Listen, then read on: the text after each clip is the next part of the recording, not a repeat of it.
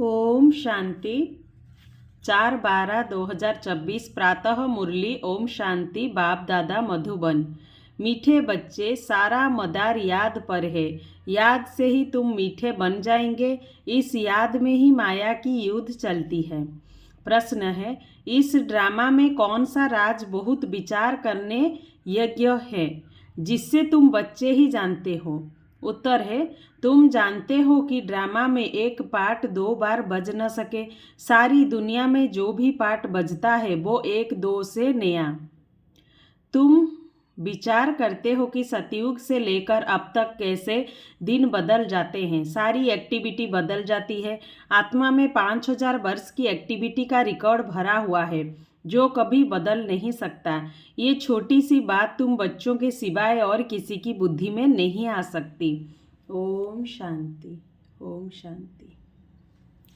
रूहानी बाप रूहानी बच्चों से पूछते हैं, मीठे मीठे बच्चे, तुम अपना भविष्य का पुरुषोत्तम मुख, पुरुषोत्तम चोला देखते हो। ये पुरुषोत्तम संगम युग है ना। तुम फील करते हो कि हम फिर नई दुनिया सतयुग में इनकी वंशावली में जाएंगे, जिसको सुखधाम कहा जाता है। वहाँ के लिए ही तुम अभी पुरुषोत्तम बन रहे हो। बैठे बैठे ये विचार आना चाहिए। स्टूडेंट जब पढ़ते हैं तो उनकी बुद्धि में ये जरूर रहता है, कल हम ये बनेंगे। वैसे तुम भी जब यहाँ बैठते हो तो भी जानते हो कि हम विष्णु की डिनाइस्टी में जाएंगे। तुम्हारी बुद्धि अब अलौकिक है और किसी मनुष्य की बुद्धि में ये बातें रमण नहीं करती होंगी। ये कोई कॉमन सत्संग नहीं है। यहाँ बैठे हो, समझते हो सत बाबा जिसको शिव कहते हैं, हम उनके संग में बैठे हैं। शिव बाबा ही रचयिता है। वही इस रचना के आदि मध्य अंत को जानते हैं। वही ये नॉलेज देते हैं। जैसे कल की बात सुनाते हैं, यहाँ बैठे हो, ये तो याद होगा ना। हम आए हैं रिज्यूनेट होने, अर्थात ये शरीर बदल दैवी शरीर लेने। आत्मा कहती है हमारा ये तमो प्रधान पुराना शरीर है, इसको बदलकर ऐसा शरीर लेना है। कितनी सहज एम ऑब्जेक्ट है। पढ़ाने वाला टीचर जरूर पढ़ने वाले स्टूडेंट से होशियार होगा ना। पढ़ाते हैं, अच्छे कर्म भी सिखलाते हैं। अभी तुम समझते हो हमको ऊंचते ऊंच भगवान पढ़ाते हैं तो जरूर देवी देवता ही बनाएंगे। ये पढ़ाई है ही नई दुनिया के लिए, और किसी को नई दुनिया का जरा भी पता नहीं है। ये लक्ष्मी नारायण नई दुनिया के मालिक थे, देवी देवताएं भी तो नंबरवार होंगे ना। सब एक जैसे तो हो भी न सके, क्योंकि राजधानी है ना। ये ख्यालात तुम्हारे चलते रहने चाहिए। हम आत्मा अभी पतित से पावन बनने के लिए पावन बाप को याद करते हैं। आत्मा याद करती है अपने स्वीट बाप को। बाप खुद कहते हैं तुम मुझे याद करेंगे तो पावन सत्व प्रधान बन जाएंगे। सारा मदार याद की यात्रा पर है। बाप जरूर पूछेंगे, बच्चे मुझे कितना समय याद करते हो? याद की यात्रा में ही माया की युद्ध चलती है। तुम युद्ध भी समझते हो, ये यात्रा नहीं परंतु जैसे कि लड़ाई है। इसमें ही बहुत खबरदार रहना है। नॉलेज में माया के तूफान आदि की बात नहीं। बच्चे कहते भी हैं, बाबा हम आपको याद करते हैं परंतु माया का एक ही तूफान नीचे गिरा देता है। नंबर 1 तूफान है देह अभिमान का, फिर है काम क्रोध लोभ मोह का। बच्चे कहते हैं, बाबा हम बहुत कोशिश करते हैं याद में रहने की, कोई विघ्न न आए परंतु फिर भी तूफान आ जाते हैं।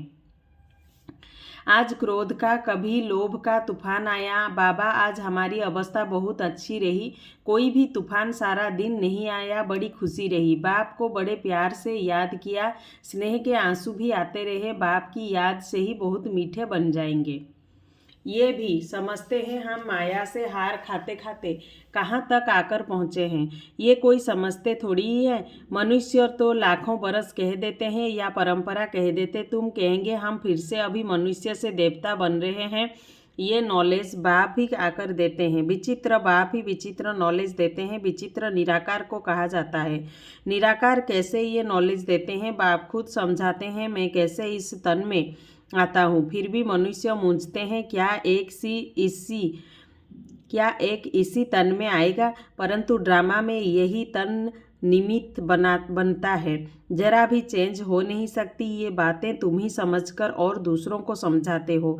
आत्मा ही पढ़ती है, आत्मा ही सीखती है, सिखलाती है। आत्मा मोस्ट वैल्यूबल है। आत्मा अविनाशी है, सिर्फ शरीर खत्म होता है। हम आत्माएं अपने परमपिता परमात्मा से रचता और रचना के आदि मध्य अंत के 84 जन्मों की नॉलेज ले रहे हैं।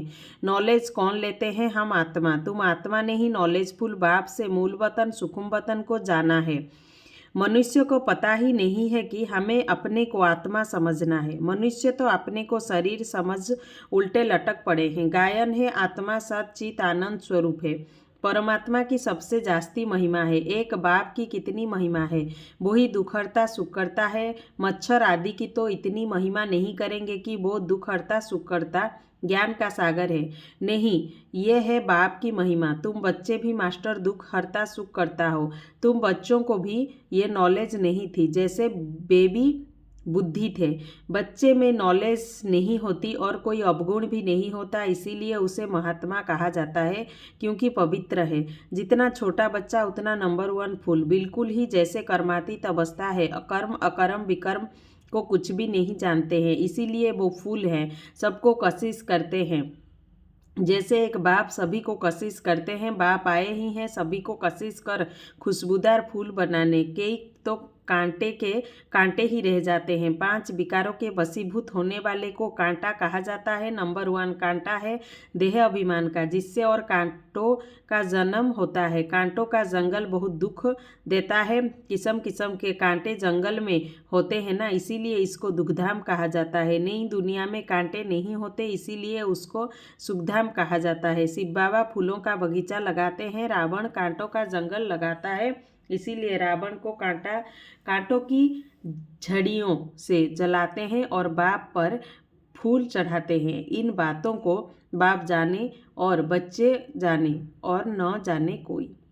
तुम बच्चे जानते हो, ड्रामा में एक पार्ट 2 बार बज न सके। बुद्धि में है सारी दुनिया में जो पार्ट बजता है वो 1-2 से नया। तुम विचार करो, सतयुग से लेकर अब तक कैसे दिन बदल जाता है। सारी एक्टिविटी ही बदल जाती है। 5000 वर्ष की एक्टिविटी का रिकॉर्ड आत्मा में भरा हुआ है, वो कभी बदल नहीं सकता। हर आत्मा में अपना अपना पार्ट भरा हुआ है। ये छोटी सी बात भी कोई की बुद्धि में आ न सके। इस ड्रामा के पास्ट प्रेजेंट और फ्यूचर को तुम जानते हो।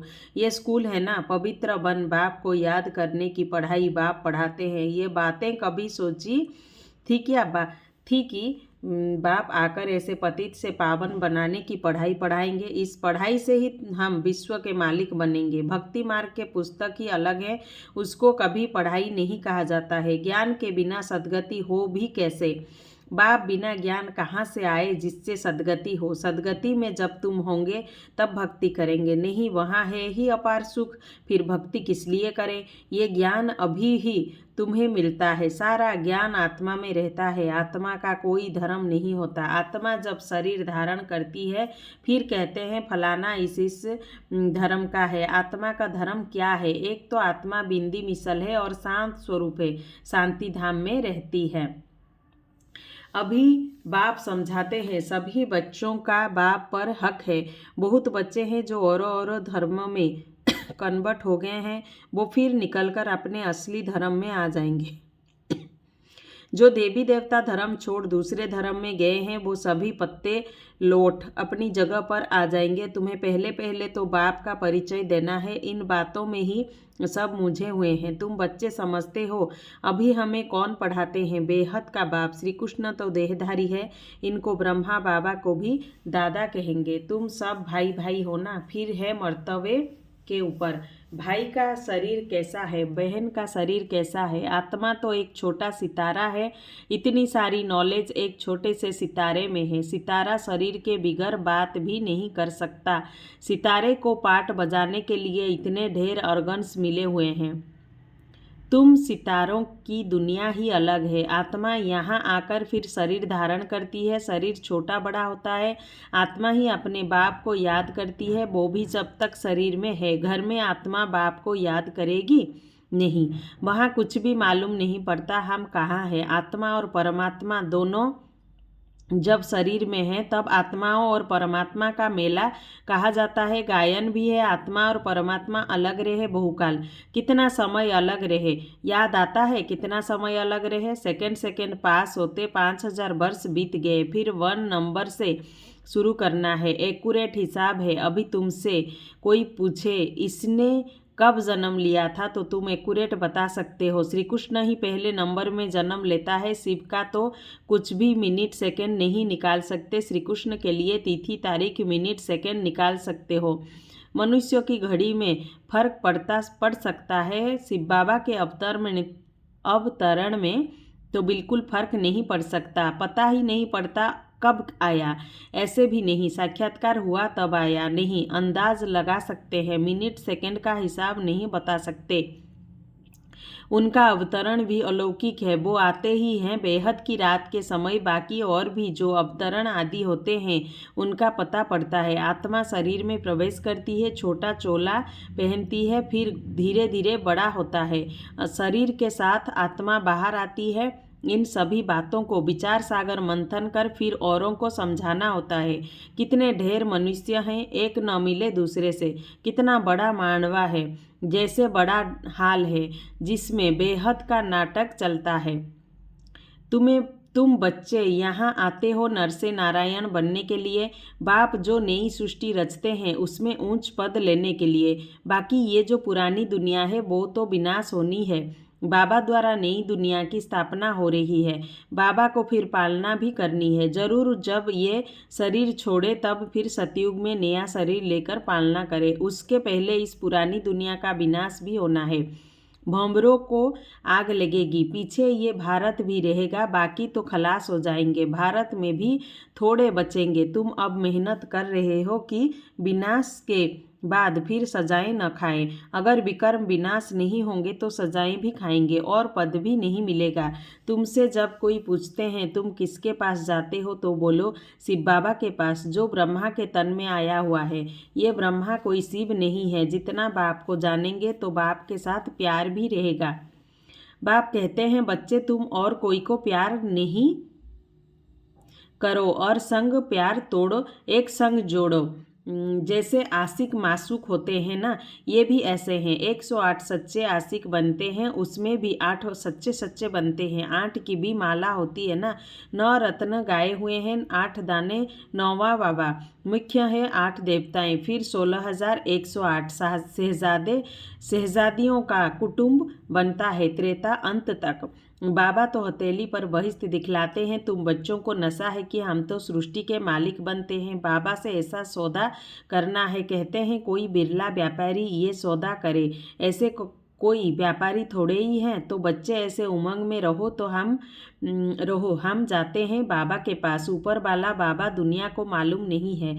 वो कहेंगे कि वो तो अंत में आता है। अब वही कलयुग का अंत है, वही गीता महाभारत का समय है, वही यादव जो मुसल निकाल रहे हैं, वही कौरवों को राज्य और वही तुम पांडव खड़े हो।